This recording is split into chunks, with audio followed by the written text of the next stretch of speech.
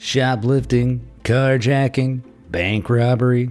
These are all the small-minded matters of casual thieves with no imagination. It takes a truly daring thief to go bigger.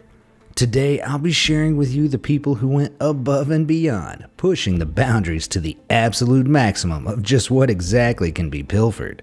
Grab your loot bag and put on a balaclava as I explore some of the biggest things ever stolen. Number 10.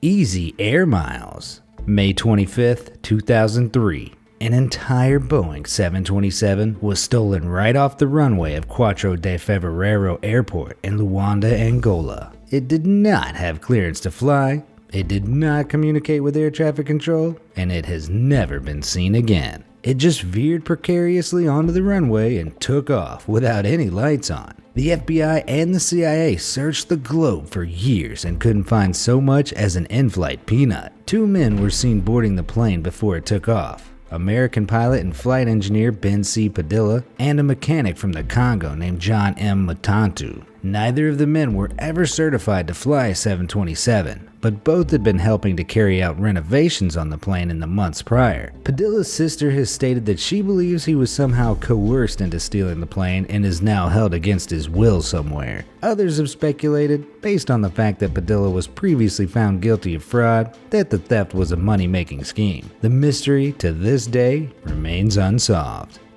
Number 9. A bare bones operation. In a bizarre court case known as United States versus one Tyrannosaurus bataar skeleton, the matter in question was a stolen dinosaur. The ordeal began when Florida man Eric Procopi brought the fossilized skeleton of a Tyrannosaurus bataar, a relative of the Rex we know and love, from Mongolia to the UK, and then to the US. In customs, he claimed that the bones came from UK soil. On reaching the US, Procopi auctioned off the dino for over $1 million. However, when the Mongolian government became aware of the dinosaur's true origin, they prevented the sale being completed. According to Mongolian law, fossils are culturally significant and their removal without official approval is illegal. As a result, Procopi was arrested on counts of conspiracy to smuggle illegal goods, possession of stolen property, and giving false statements. He went to jail for 3 months, and the skeleton went back to Mongolia. For something that's been dead for millions of years, the Tyrannosaurus bataar had quite the trip. Number 8. Crime of the century. Stealing a tree is never an easy task. But if this perplexing case from 2012 is anything to go by, the older the tree, the harder it is to steal. Indeed, it took a lot of planning and patience for poachers to steal one particular red cedar tree from Vancouver Island, just off the southwestern Canadian coast. At 800 years old, the tree was a full 9 feet wide at the base, and the high quality of its wood made it an unfortunate target for poachers. On a routine stroll, park rangers had been baffled to find the tree cut 80% of the way through. It seemed someone had attempted to steal the giant tree, but had given up. Rangers brought in professionals and had the tree safely felled to avoid it collapsing and crushing unlucky hikers, leaving it to decompose and feed the forest. But this was all part of the thieves' plan. With the tree felled safely, they returned and stole the whole thing. Speculation arose as to how the thieves were able to source the heavy-duty machinery necessary to transport the colossal tree away, but however they did, it was never seen again. Number 7. Enlightened by thieves. For Buddhists at a temple in Tacoma, Washington in 2015, enlightenment came, as usual, by letting go of material objects. Only this particular type of enlightenment was much more literal than usual, as it involved the loss of a 3,000-pound, 12-foot-tall copper monastery bell. Police were baffled as to how thieves managed the theft due to the bell's enormous weight and size. The temple abbot speculated that the people who stole it wanted to make money, with no consideration for the significance of it and how important it is in the presence of Buddhism. Indeed, bells are commonly used to signify the beginning of meditation, making them highly sacred to Buddhist monks. The thieves likely melted the bell down to sell the copper, or may have turned to the black market for a buyer. I doubt a pawn shop would accept a suspicious 3,000-pound religious bell. But sometimes a bargain's a bargain. After all, you never know what is gonna come through that door. Number 6. Brick by brick blasphemy. Christianity also experienced pious plundering in 2008 when thieves made off with an entire church. The holy building had stood in the village of Komorova since 1809 and was hauled off brick by brick. Initially, the theft went unnoticed as the church wasn't being used at the time and was located in a remote area of the town. Church officials had been considering resuming use of the building, but that plan was dismantled before their very eyes. Of course, they could still gather in the open-air foundations of the building every Sunday morning. In rural Russia, churches are targeted more often than you'd think, as religious icons and building materials can be sold off for a profit. I like to think it all comes down to foul play between rival churches, but you'll have to ask the Pope. Number 5. A history of crime. In the 1980s, somewhere in Tel Aviv, Israel, Major Ari Yitzhaki was restoring a World War II Mustang fighter plane for the Israeli Air Force. The plane was parked up at a reserve airfield waiting for transport to Israel's Air Force Museum. After fixing it up, Yitzhaki developed plans of his own for the vehicle. On an otherwise normal day, he flew the antique all the way to Sweden and sold it illegally for $331,000. 6 years later, the Israeli government finally tracked it down and retrieved it. So at least this plane story has an uplifting ending. High flyer Yitzhaki, on the other hand, had a much more grounded fate, the terrestrial confines of a jail cell. Number 4. A bridge too far. Some people build bridges, others burn them. In rare cases, some steal them.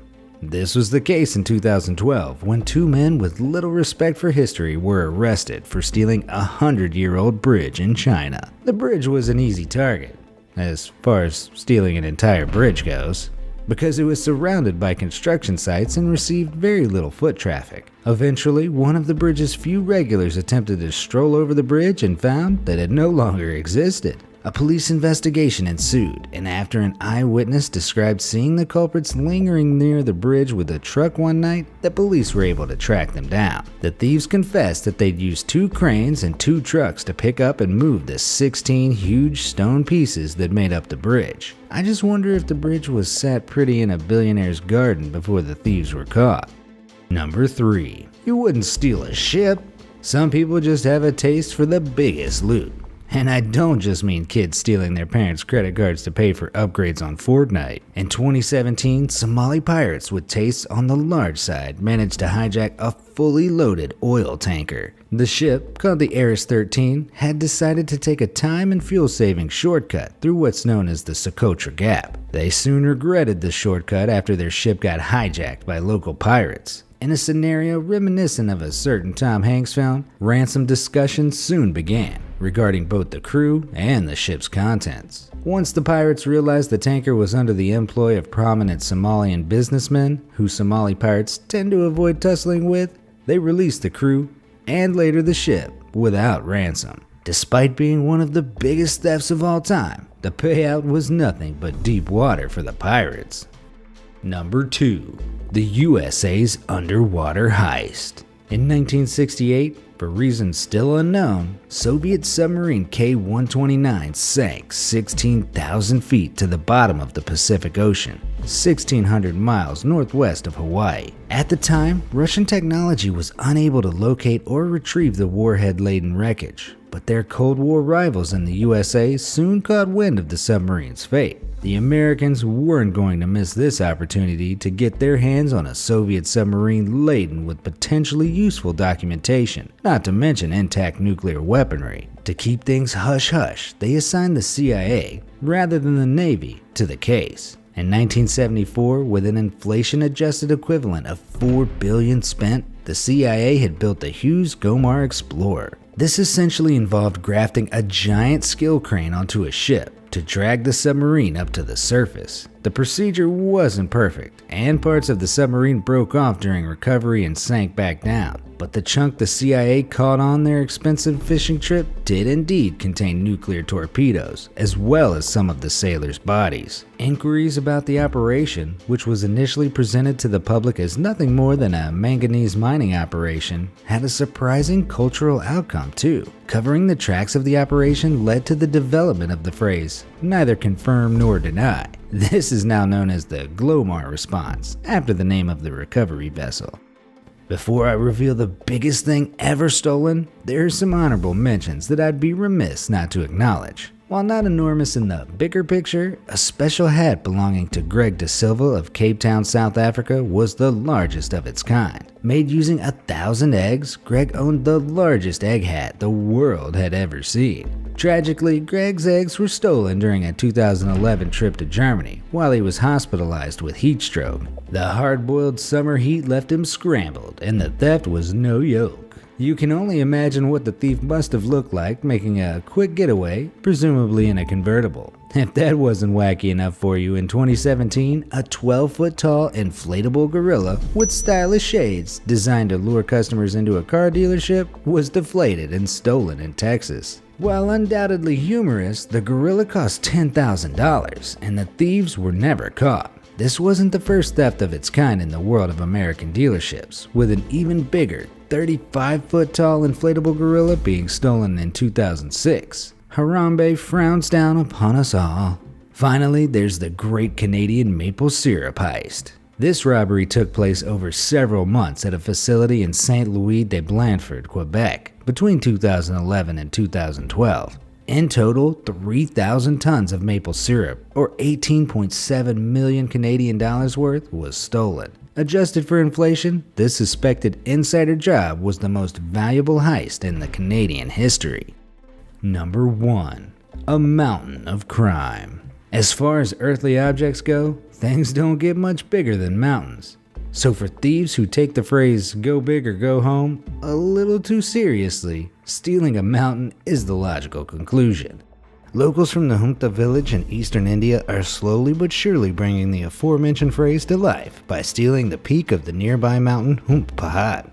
Locals chip away the rock to sell to property developers and use the earnings to feed their families. The village doesn't have much else in terms of industry, so people work 11 hours a day hewing the peak from a point into more of a stub. While this is in fact illegal, local authorities tend to turn a blind eye, as the mountain is one of the few sources of work in the area. A local businessman has even laid a claim of ownership upon the mountain in an attempt to remove the criminal edge from the operation, but the authenticity of the claim is questionable at best. Unless something changes, the locals will eventually have stolen an entire mountain. Impressive. Were you shocked by any of these sizable crimes? What's the biggest thing you've ever had stolen? And more importantly, does this egg hat make me look fat?